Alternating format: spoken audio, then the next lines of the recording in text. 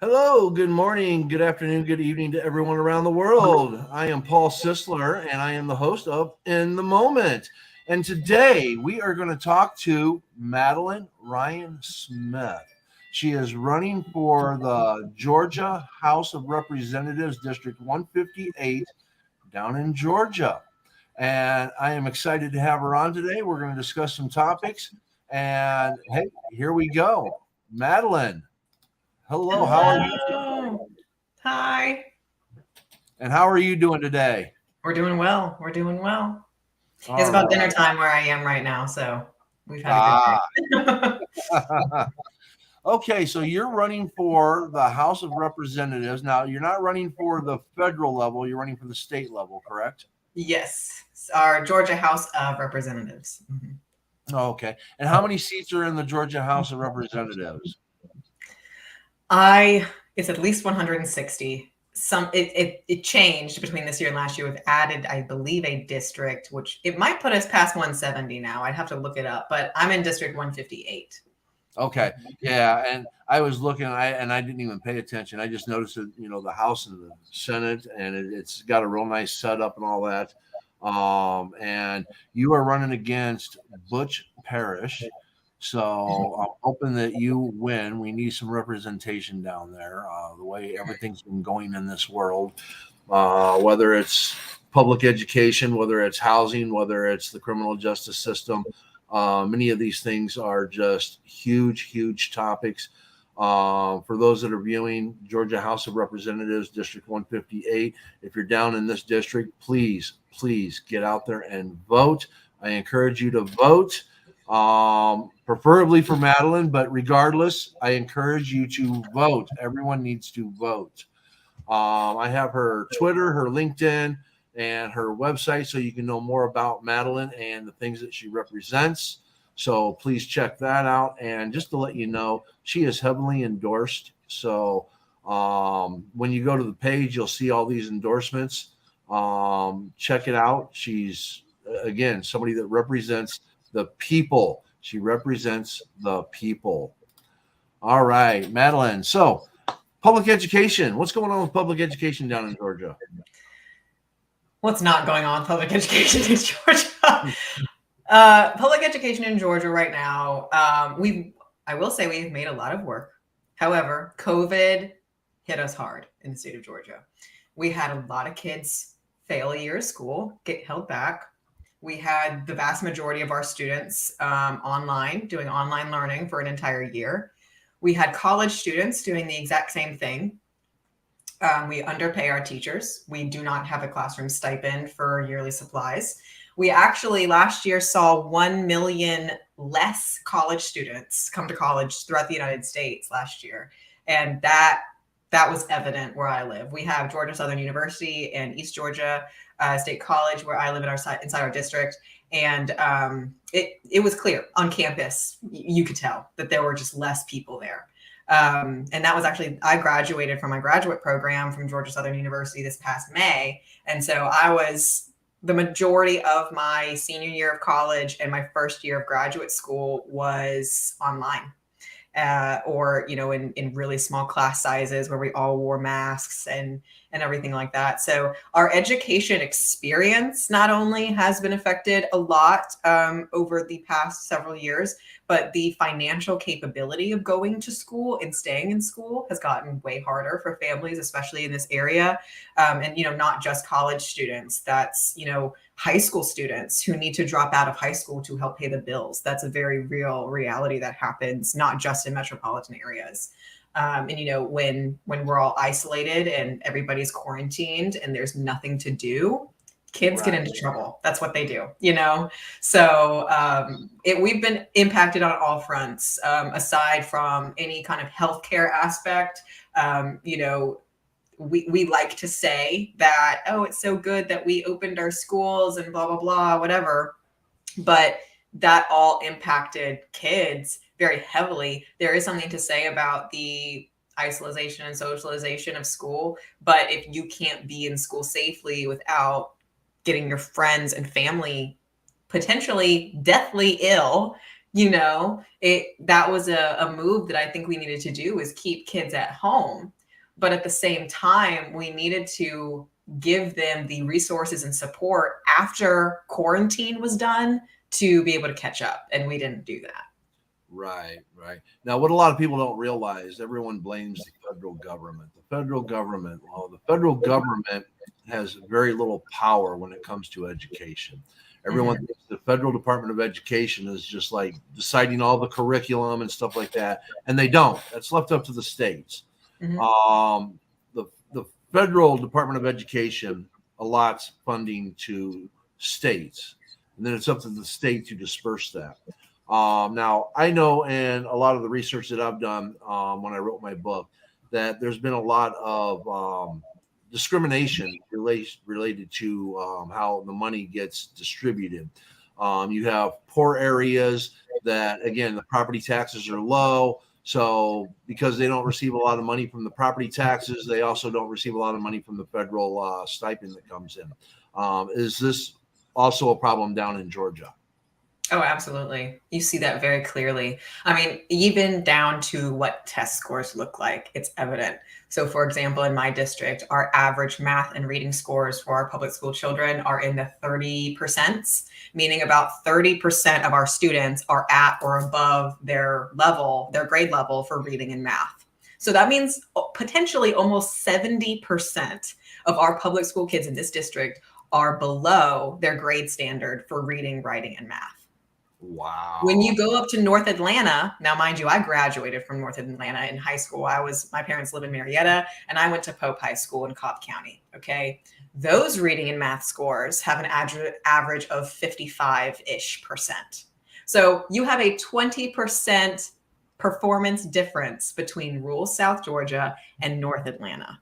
Same age group, same Wow. kids, same generation, same level of intelligence, mind you.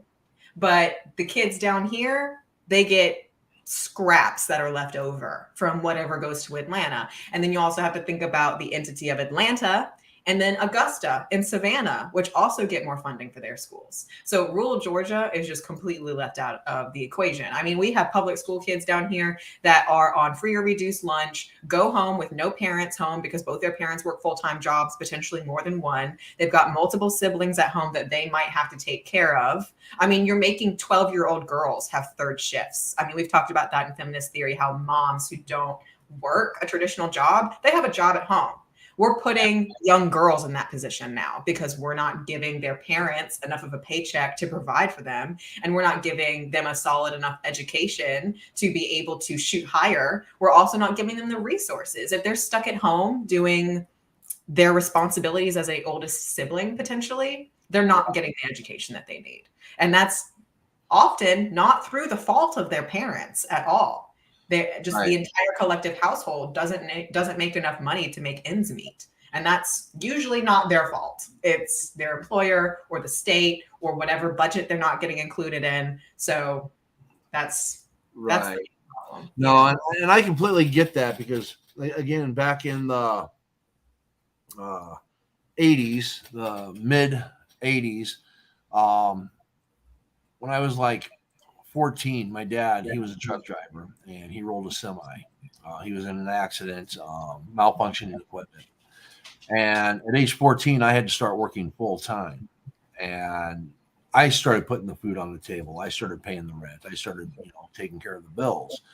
And I was a straight A student. And because I had to work full time and also try to maintain going to school, I came out of school with C's and D's in high school because, uh, again, putting food on the table, and granted, different situation, but when you're looking at today where we had a pandemic and we have inflation that has skyrocketed, all the things that we're looking at, and like you were just talking about, kids staying at home during COVID, taking on jobs, trying to handle things. When you are a teenager and you have to work and go to school, you're not getting the education you're supposed to get. You're getting an education on how brutal life is, but you're not Mhm. getting the education that you should be getting. It's horrible. It's horrible. And this also affects housing too. Oh yeah. Oh yeah. I mean, it's all cycle because I mean, I'm just going to use myself as an example because I feel like I'm a good example. So I graduated high school. I went to college. My first choice of college, Georgia Southern was the only school I applied to, by the way. Got in, came to school, and I worked the entire time I was going through school. Now, mind you, I have very supportive parents. So my parents and my scholarships put me through school. So I'm coming out of school with no college debt, okay, a master's degree, okay, and I'm a woman with a disability, okay. That means I'm going to take my master's degree, hopefully get a job remotely because I cannot physically drive a car, which I did. And my job, which I'm not going to share my job information because I'm going to tell you how much money I make. No, that's good. I make about $30,000 a year. I'm someone with a master's degree. Okay. I live in a 3-bedroom, 2-bathroom rented home where my rent and everything, monthly cost of living here, utilities, water, power, it's about $1,200 a month. Okay. So when you talk about me, it's me, my partner, my 2 dogs living in a house. We're living in rural Georgia. We both work. My partner is a full-time student in college. I just graduated. And our collective household income is just below the poverty line. Right. That should not be the case. No, it shouldn't. I also at 25 with a master's degree, education, and $30,000 a year is nothing to sniff at as a 25-year-old, right? I still cannot afford to buy a home. I have to rent because of the housing market, because of inflation, because of interest rates, because of, and in Georgia, Georgia actually does this cool thing for first-time homeowners. If you're a college graduate and you're a first-time homeowner, you can qualify for 0% down when you buy a home, right? Which sounds great, but then you have to pay all that back in interest potentially. And then you have to worry about how you're going to make a mortgage when you've just come out of school, you're trying to find a job, this, that, and the other. It's not realistic. It doesn't sound like a good plan. You know what I mean? Yeah. So why are we making it impossible for recent college graduates with multiple degrees? Why are we making it hard for them to get a good paying job and be able to afford to buy a home at 25? I would like to be able to own my home, but I know that that's not a realistic expectation for me right now, regardless of how much money I made. I mean, again, I'm a blind woman, so I'm going to have a lot of extra costs every month too, as someone with a disability, and there's nothing to offset that cost. You could say, oh yeah, there's Social Security, disability, or whatever. That is pennies compared to what it actually costs to live with a disability. Right. So it's just not feasible. And it's not feasible because we haven't raised the minimum wage. We don't value professionalism. We don't value people's educations now. I feel like it's very much who you know, not what you know, which is not always a great thing. Sometimes I want people to know things and not just know people, So there's something to say about that. I think, and not everybody should go to college. Not everybody is meant for college. And you don't have to have college to be successful. But for the kids who are there, give them the investment back that they put into going to school. Right. We're still trying to get our student loans paid back because all of us are tens of thousands of dollars in debt. Yes. So I could rant about this for hours, as you can tell. Yeah. Oh no, it's a serious cyclical problem. It's cyclical, and that's what people don't understand. That it's not just certain types of college students, or if you're privileged enough, it doesn't apply to you. Like I know plenty of very privileged white male able-bodied friends who are over $50,000 in debt because of college. And they were on scholarships too. These are Hope College, because we do the Hope Scholarship in Georgia where you can get like X amount of your tuition paid for if your GPA is high enough. Those kids are still in debt. $20,000, sometimes that doesn't even make a dent for some of these kids. I qualified for Pell Grants. I got my student loans, and I just recently got $20,000 taken off, which I'm very happy about. And there's a lot of people who are like, well, I had to pay for mine, or, well, people should have to pay for it. We don't need government handouts, blah, blah, blah. And it's just like, okay, well, I'm a tax-paying individual also.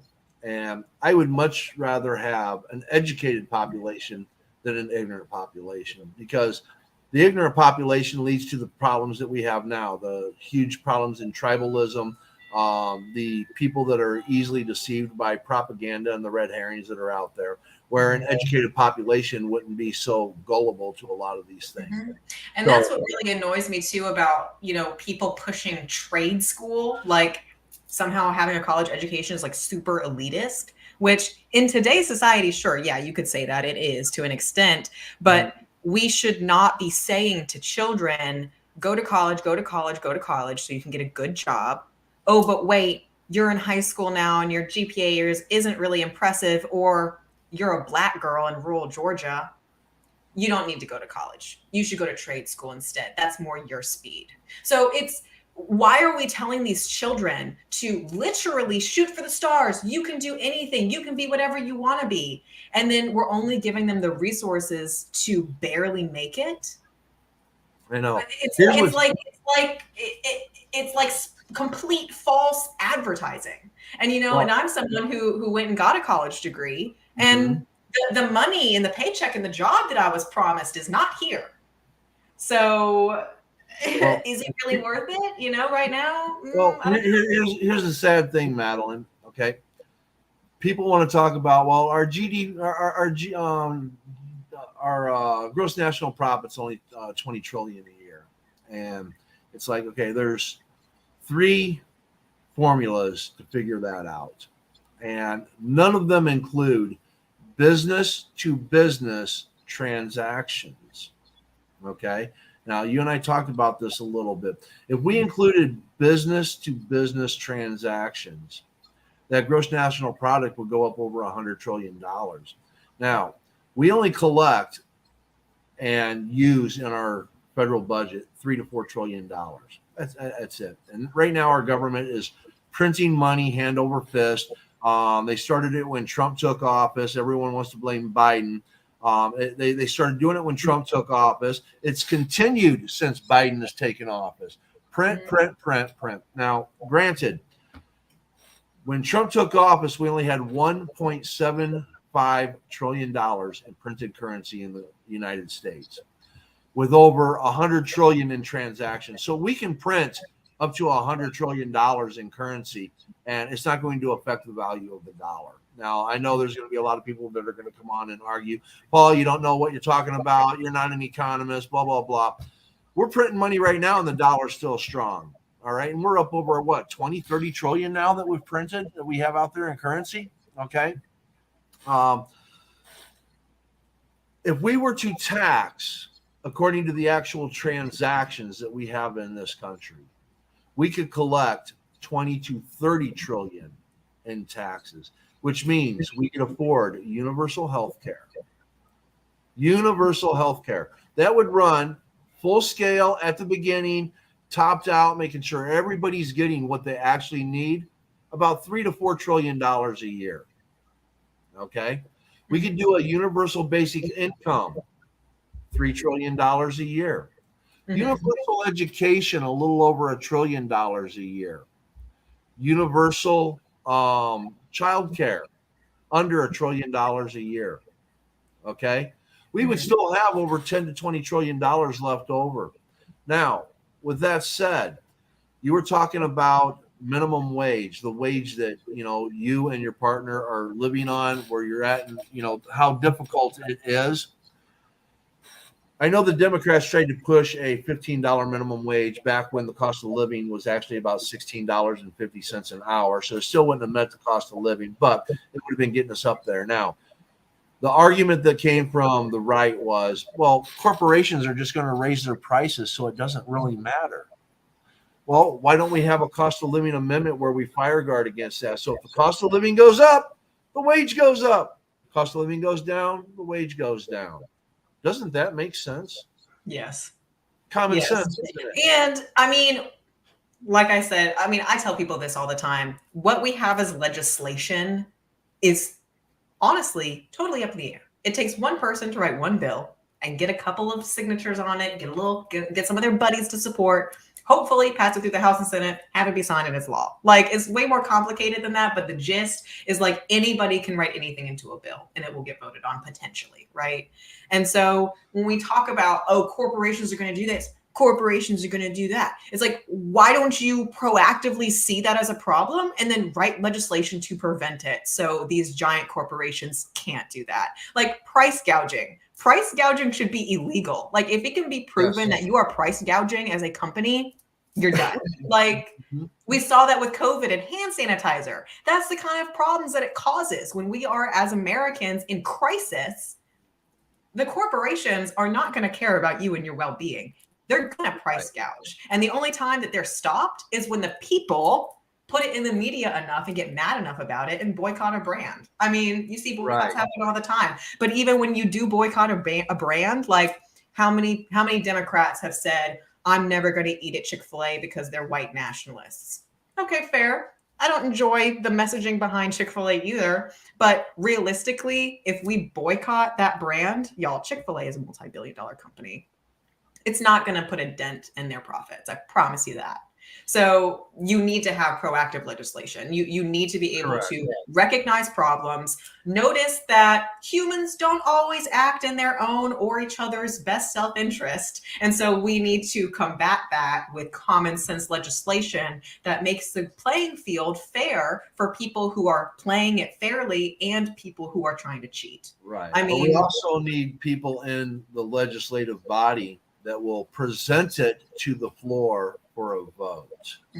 And that's where a lot of the other problems come in, is that we can write bills all day long. Before my wife's death, that's all I did is I read through the first like 6,200 bills in the House of Representatives, each and every single one of them, all the way through. And very, very few ever hit the floor. Okay. The Speaker of the House ultimately gets to decide what goes on the floor or not.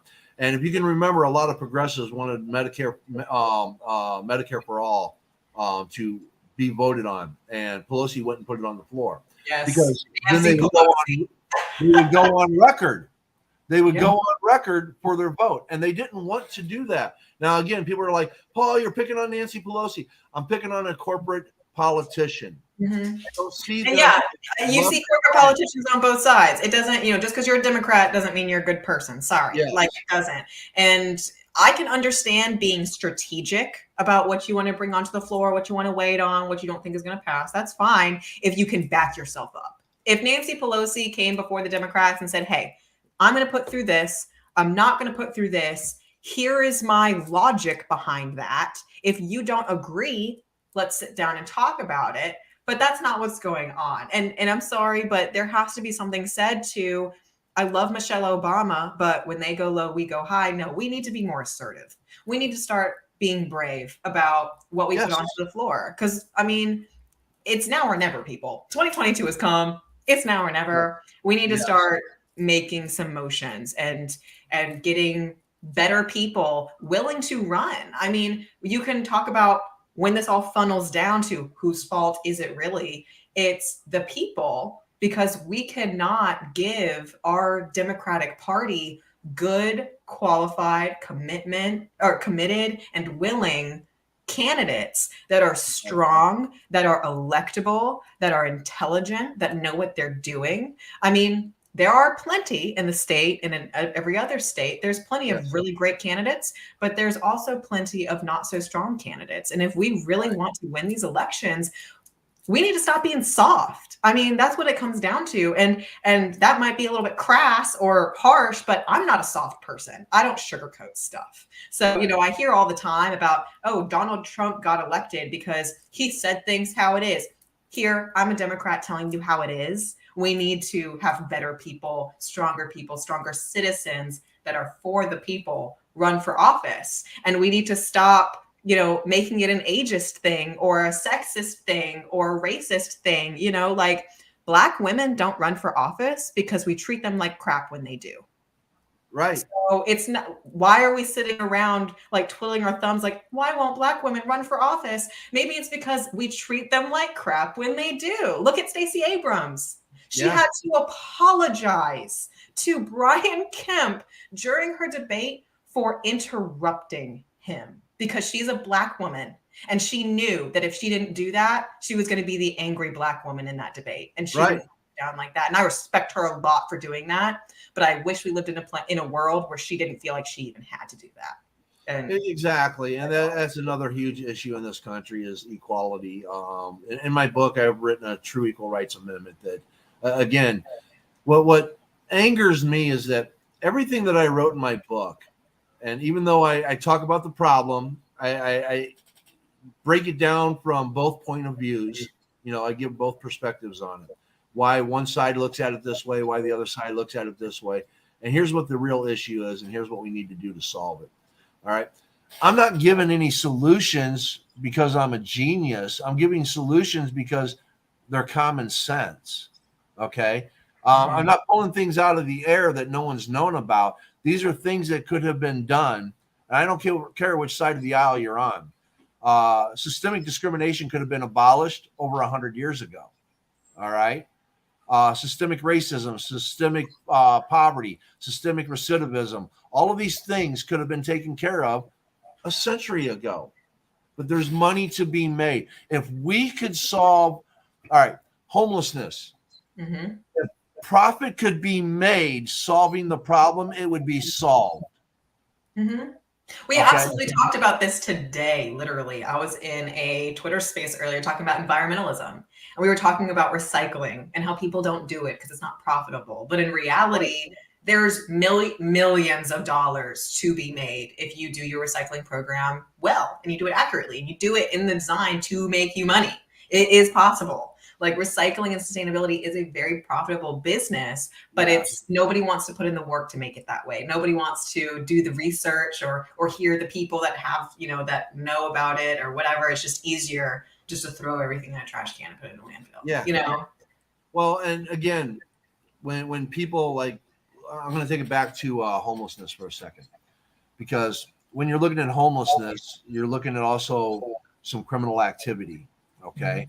Which involves going to jail or going to prison, which involves our tax dollars paying for people to be in jail for things they probably shouldn't even be in jail for to begin with. All right.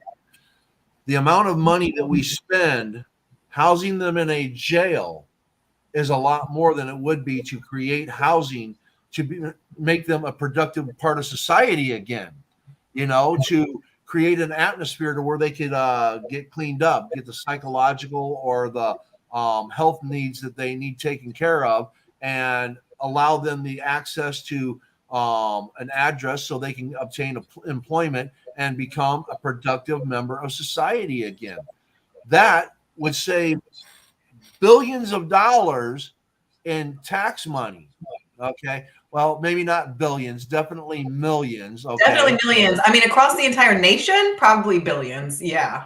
Possibly. Yeah. I mean, because we in Georgia this past year put over $7 million into our private prison system. Yes. $7 million that could have gone into anything else, public education for one of them.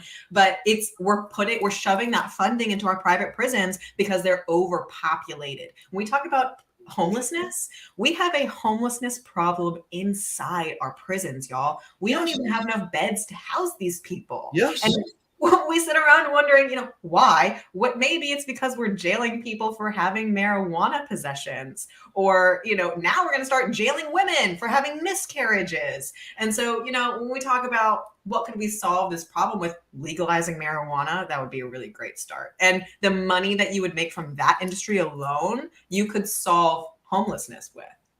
Yes. It's like 2 + 2 is not 5, y'all. Come on. And that's just it. All these problems could have been solved. The whole gun problems, the prison problems, when you look at the criminal justice system where we have the police brutality and stuff like that, all of that could have been solved. First of all, quit allowing the cops to regulate the post training. All right. Set up a federal regulation for that. Again, I talk about this in my book. And for those that may not know me, it might be your first time in here. I'm the author of The Red Herring Effect. Whoops. It's about abolishing systemic discrimination, ending homelessness, ending poverty. And I go through the Constitution and I talk about all these different things that we need to fix. And again, it's truly not complicated. It's not. Everyone makes it out to be more complicated than what it is. It's very simple. And it's just a matter of passing some legislation, passing a few amendments, and there you go.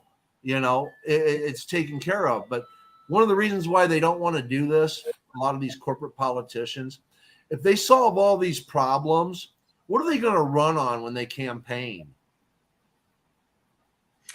Ooh, well, see, okay, this is what I would do. If I solved all the world's problems and then continued having to be a political candidate, I would say, okay, we fixed all these problems. How do we keep them fixed in a sustainable way? And how do we combat the future problems that we may or may not have based on what we've changed? It's all about being proactive. Like there is never going to be a situation where all of the world's problems are solved. That's just not possible. Like there's always going to be either a very small problem or a huge problem that needs our attention in some way, whether that's, you can talk about literally anything. So it's about recognizing, okay, this is what's broken or doesn't work. This is what we can do to fix it. These are the possible outcomes that are good, but these are also the possible outcomes that would be bad. How are we going to combat those problems? I mean, I actually read extensively yesterday on getting out of big oil as a country. And, if we just erased all of our oil companies, we would not be in a good place economically. So, that's not something that you can just flip a switch and, we're done with oil. That's potentially a decade of work to get out of the reliance on the oil companies, because we're always going to need oil, but not at the extent that we do now. So, that's just one example, but, we need to be able to say, okay, if we get out of big oil and everybody starts driving electric cars and we're relying on solar energy and this, that, and the other, what are the potential downfalls of that as a civilization? What can we do in 20 years to combat that? I mean, we need to start doing that with climate change right now, especially. So that would be my answer. We do have a question from one of our viewers, Daniel Sumner. Trade schools are so underrated. They need to stop being looked at as a backup plan and a real option for those who aren't made for traditional colleges. Yes. And no.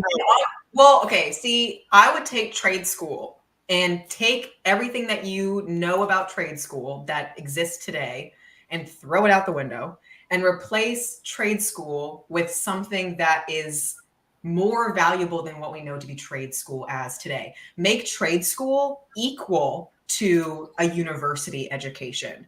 Make that start in high school. Yes. Europeans are really good at doing this. They start their trade school right after 8th grade. And the only people that are going to university are people who are trying to become professionals, like doctors, lawyers, something that you need a 6-year degree to do. So when we talk about college and higher education, trade school should be in that category. We cannot continue also having certain fields be considered only something you go to trade school for, like welding, agriculture and farming, any kind of mechanics, any kind of engineering, any kind of, manual labor field. You should be able to go to a school past high school to do that.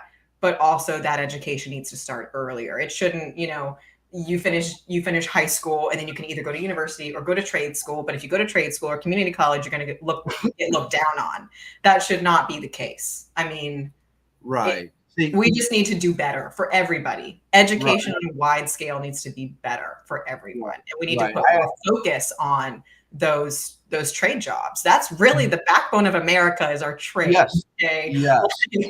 If we didn't have that, we would be nowhere. So well, I actually address this in my book too, and all that. It needs to be accredited. Okay. It needs to be accredited just like any other form of education.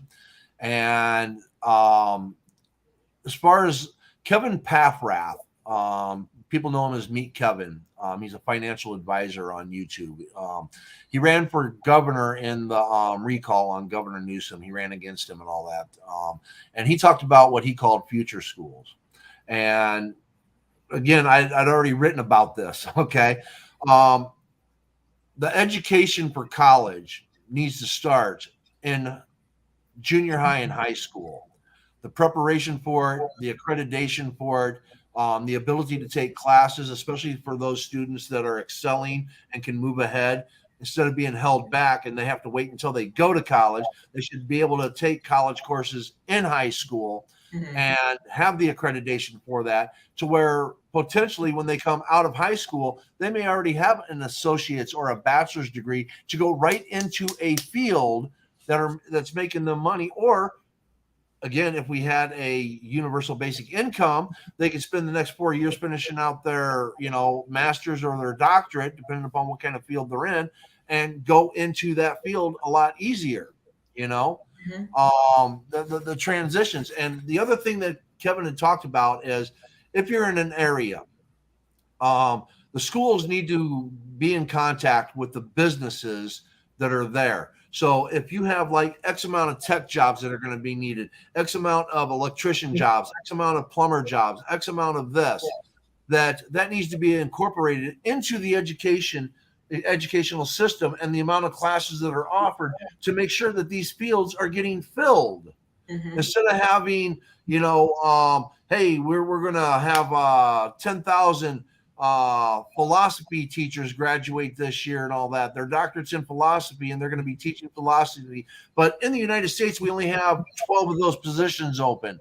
Well, what are the other, 9,988 of those graduates going to do?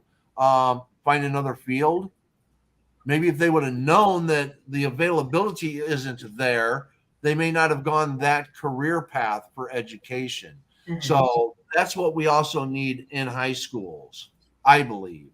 No, yeah, absolutely. And that goes back to the point of guidance counselors and advisors in high school and college. Those people need to know what's going on. And it does not, you don't need when I think of a high school counselor, I'm thinking of someone with a psychology degree, someone who's actually a counselor, but you don't need those requirements to do that job. Also, if you're a high school counselor, you're probably also a college advisor. You're also taking those kids and showing them how to apply to school and making sure they do it and picking schools with them and things like that. So, and you also have 900 kids per counselor, there's maybe one in the entire high school. Yes. They do need more. No, they do need even more in college. That doesn't change. I mean, in my college advisor was just my major, my college, which was the College of Behavioral and Social Sciences, right? And she was an advisor, but then she would have students between last names T through V, right? That's potentially thousands of students for one person to be doing their schedule every single semester, making sure that they're graduating on time, making sure that they're not failing their classes and things like that, So we put a ridiculous amount of work on the laps of advisors or counselors, whatever you want to call them. We don't require them to be qualified to do that job, and we also pay them nothing to do it. Right. For as many teachers as we have in a college and a high school and a junior high, we also need that many counselors, and we need a variety of counselors. We need psychological counselors. We need psychiatric counselors. We need general health and well-being counselors. We need socioeconomic counselors. We need cultural counselors. We need people in there that, for whatever, the LGBTQIA community and all that. Who are they going to go talk to? Okay. They have no representation. Minorities, women, different things and all that. I'm sorry, there should be a counselor in schools and all that, because when women come of age, they're going to go through things and their mother may not be there to help them. They need somebody that they can trust in school to help them through the day. So there needs to be a lot of these different things that just aren't addressed, and they're worried about banning books. Okay, I'm more worried about the mental health of children in school versus the book they read, because, first of all, yeah, go ahead, ban the book. Guess what? They're going to want to read it even more now because you said no. Think about any teenager out there in the world. No, you can't do that. Oh, you want to bet? Yes, I can. Well, I would even argue, I'm going to push back and say it's almost more important for a student's mental health and well-being to be exposed to and reading relatable content in schools. Yes. So when you say, ban the books, whatever, that's not always necessarily the case. Like an LGBTQ member of the community is going through public school as a child or as an adolescent, and they know for a fact that all the books that have to do with the LGBTQ community have been banned. They know that their teachers aren't allowed to answer questions. They know that the kids are going to bully them if they say anything. And so they're constantly masking at school, and they're going to stay in the closet until they hopefully get into a more accepting environment, if that ever happens. That child is also now at a significantly higher risk, like exponentially higher risk for depression, anxiety, and suicide, because they cannot relate to the teachers around them in any way, and they're not reading any content in school that makes them feel accepted. It's the same thing when you talk about race, when you talk about gender, when you talk about sexuality, when you talk about ability. I didn't have a single blind friend going through school until I turned 18, y'all. We didn't get a single lesson on disability. We didn't get a single lesson on ableism. No, nothing. I got that entire education when I came to college and studied it on purpose.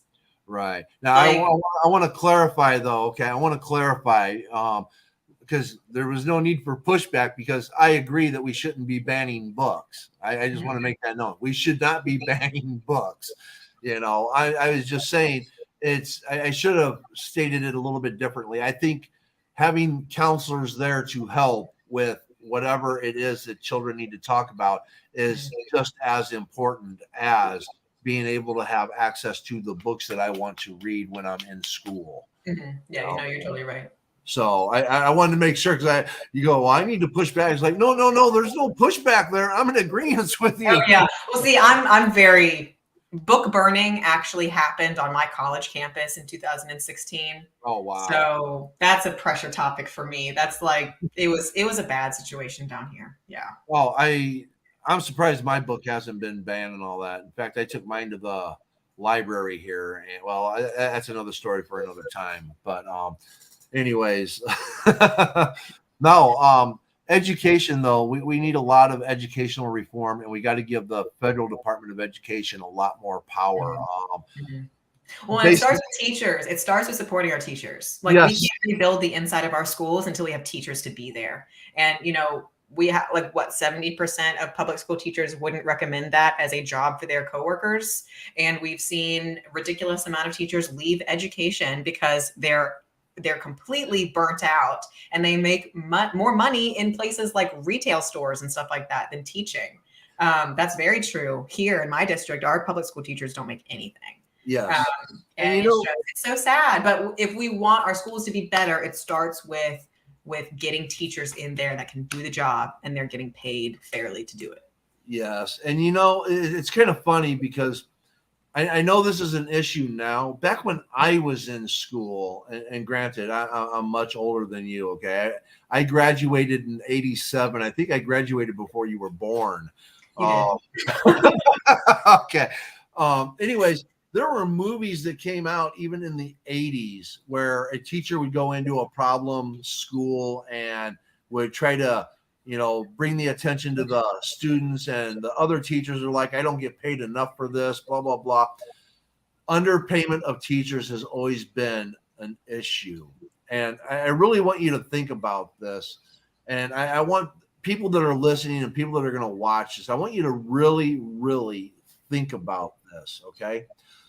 Back in the day, kids used to spend as much time with a parent, minimally a parent, as they did with a teacher in school. Okay. Now we're in a world where everybody in the household, basically, that's an adult, needs to work just to keep the roof over the head and the food on the table. And that quality time that parents are able to spend with their children is very, very minimal nowadays. And they may get an hour that they actually, and again, I don't want to put people down or make people feel belittled in any way because they don't get to spend at least an hour with their child as much as they would love to. But the amount of time that parents spend with their children is way less than what teachers are spending with our children. The teachers are raising our kids today. I want people to think about that. The teachers are raising our children. For me, my grandchildren, they are raising them. They are teaching them the morals. They are teaching them the pros and cons of life. And yet we have teachers out there that aren't getting wages, that have to go out and buy supplies for their students. It's just it's sickening, and a lot of people are struggling so bad that they rely on school lunches, school breakfast, school lunch, to help feed their children, because they can't have a job that pays them a living wage to even feed their own children. So, and again, people are like, well, people should be responsible, and they shouldn't have children if they're not going to be able to afford. Let me tell you something and all that. Let me tell you something. Parents, have y'all ever been teenagers? Do you know what that's like? Like, the majority of people in this country, have children that they are struggling to bring up. And those elitist few that have that nanny or whatever, I'm sorry, you're not raising your child either and all that. You're pawning them off on somebody because you got money and you think it's easy. Those that don't have money, it's a struggle today. It is a struggle. Yep. And I would even say, as your token disabled woman, if you have a disabled child, times that by 10, straight up. And depending on the disability, I mean, I know for a fact that my medical bills growing up, I was seeing a retinal specialist at least once a year. I'm just going to let the imagination go wild about how expensive that may or may not have been. But, my parents did it. They picked up that bill because I was their child and they loved me. Madeline, your parents didn't have insurance that took care of that? Oh, yeah. Well, I mean, obviously my parents have insurance and things like that. I mean, yeah. I mean, I obviously I'm a white girl. What can I say? Like, whatever. But I can recognize my privilege. And it's like, I know certain families, well-off families, white families, traditional families that haven't gone through a divorce or a new marriage or something like that. All of these parents with kids with disabilities, there is no help there. There's no magical grant you get from the government when your child is born with a disability. There's no monthly check from the government that's enough to take care of your child. There are in Georgia, y'all, we do have a system where you're supposed to be able to get a grant of X amount of money to help with your child with a disability live at home. Okay. You're supposed to be able to take a grant to mediate the cost of treatment so you can afford to keep your child at home instead of in an institution or hospital or nursing home or whatever. We traditionally in the state of Georgia do not fund those grants. We have 7,000 people on the waiting list for those right now. Mm-hmm. And we funded maybe 50 of them last year, 0 of them the year before that, 0 of them the year before that. And we have children in this state as young as 12 living in nursing homes or in institutions because their parents cannot afford to mitigate their medical treatment at home. Wow. That is a choice. That's a choice that our government makes. It's not a secret. It's not a secret at all. Those 7,000 people are very loud about, hey, where's my grant? But we just choose to put that money into the private prison systems instead. Yes. When I was a young father, okay, and I don't want people to take this wrong, like I'm bashing my wife or anything like that, okay? My wife and I, this would be my first wife, we had 2 daughters, and I worked at a bar and grill, okay? I worked at a bar and grill, and I was getting $3.25 an hour, okay? $3.25 an hour. If I wanted insurance for my family, they would have taken $200 and some out of my paycheck every month. I want you to think about this. This is back in the late 80s. $3.25 an hour. Okay. 40 hours in a week. You're talking $120. $480 before taxes, and they want to take out 200 plus of that for insurance. Mm-hmm. Okay. Now, I know I got into the casino industry, and I was fortunate because a lot of the casinos I worked for, they paid the majority of the cost of insurance. And it wasn't until I worked at Harris Casino in Joliet, Illinois, when, again, their insurance plan for the employees was great. And the governor at the time raised the taxes on the casinos. So the casinos Harris Casino had a big meeting with all of its employees and said, you're going to have to pay more for your insurance. Now, here's how much we pay for the insurance for each individual. It was over $1,000 a month the company paid for the insurance that we had. And they were now asking us to pay $200 a month. Now, I want you to think about this.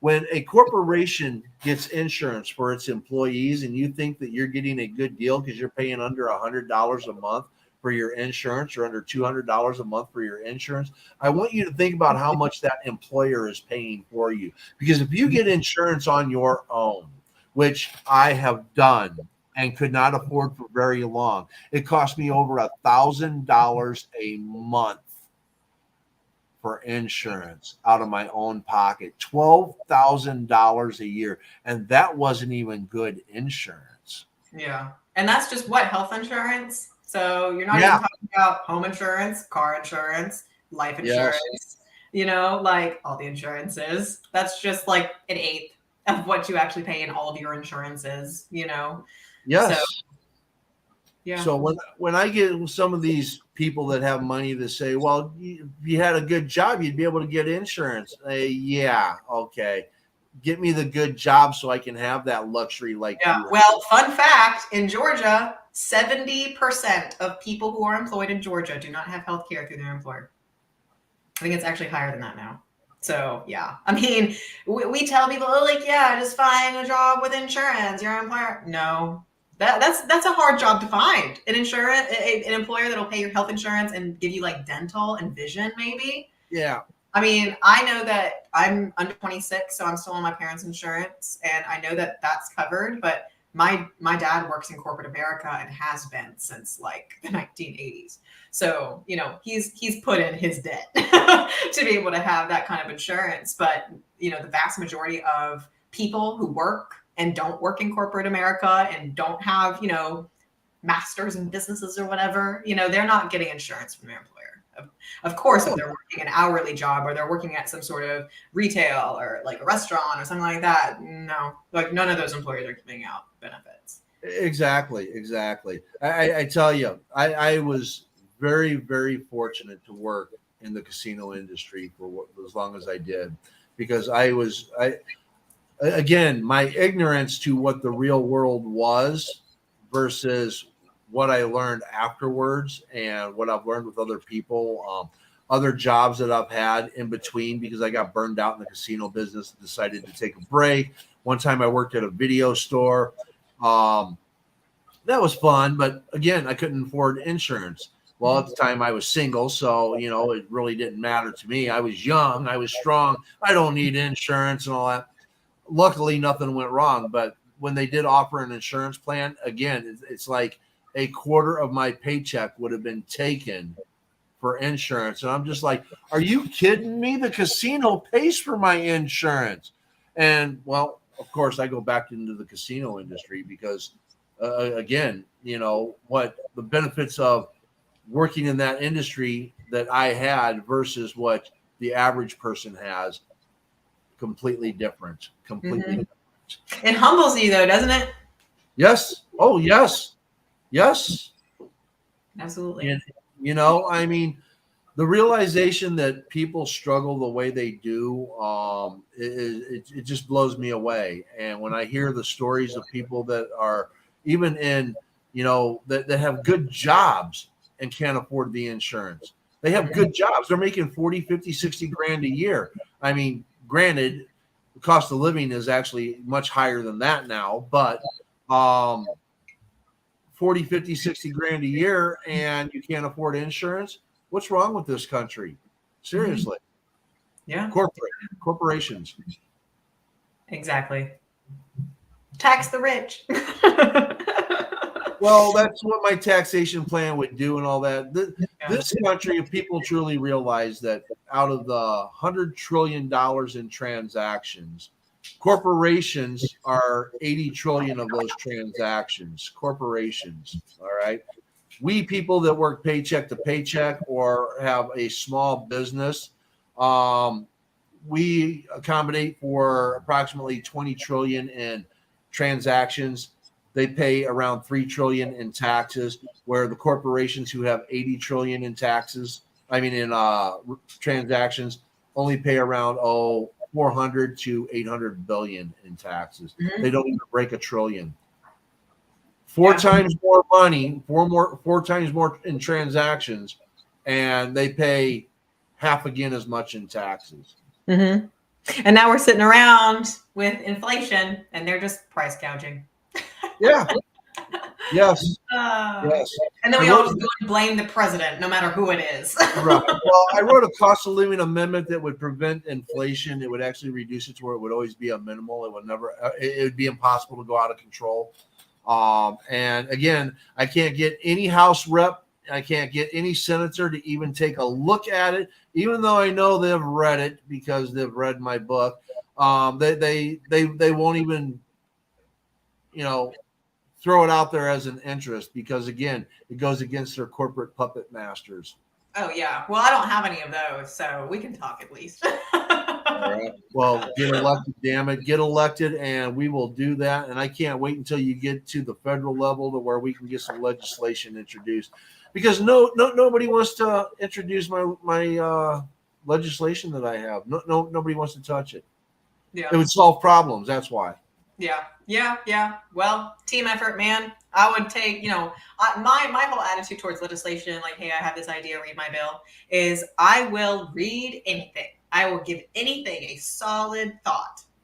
And if I really don't agree with it, you go take that back to your drawing board and come at me again. But if I can see it being potential, I'm going to be like, okay, let me get 5 other experts' opinions because I'm big on peer reviewing. And then we can talk about it. You can't say no just off the bat. I mean, all these legislators that are like, oh, that would never pass. We could never do this. This will never be possible. It's like, y'all, the worst case scenario is that everybody just says no. So you might as well ask. Exactly. That's how I see it. Well, Madeline, thank you for coming on here today and sharing your story. And, everybody get out there and vote. Georgia House of Representatives, Districts 158, Madeline Ryan Smith. Yes. Kick some ass. Get elected. We need more progressives in office. And whether you acknowledge yourself as a progressive, your ideas, I see you as a progressive. So I've had plenty of conversations. I've listened to you in spaces. I know who you represent. You represent the people before corporations. Oh, I see you as a huge humanitarian. So yeah, my love I'm a very, very moderate Democrat. I mean, you have to have middle ground. You have to have common sense. You have to make sure that the welfare of the people is taken care of. You got to be able to listen more than you talk, and you cannot be led by money. That is the main thing. Your incentivization cannot be money.